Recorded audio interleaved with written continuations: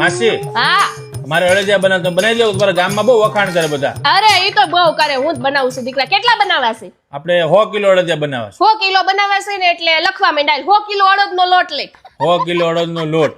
પછી પછી એમાં ગુંદ નાખવો છે ને? હા હા હા તો 50 કિલો નાખ એટલે આદમી બિચારા ખાય શકે. 50 કિલો ગુંદ. પછી હા.